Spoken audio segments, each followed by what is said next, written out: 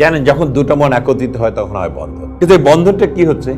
Two different peoples coming together. এর মানসিকতা, এর পরিবেশ, এর পরিবার, দেখেন সবকিছু আলাদা আলাদা আলাদা, এবং আলাদা আলাদা আলাদা লোকগুলি কিন্তু একত্রিত হচ্ছেন। তাহলে আপনি কি হতে মতের বিরোধ হতে পারে, আপনার সঙ্গে ওর মতের বিরোধ হতে পারে, কিন্তু মতের দ্বন্দ্ব করবেন না, সমাধানে বিশ্বাস করবেন। এবং এখানে সবচেয়ে বড় যে জিনিসটা হচ্ছে, you should learn how to respect each other and you must learn how to compromise any kind of thoughts.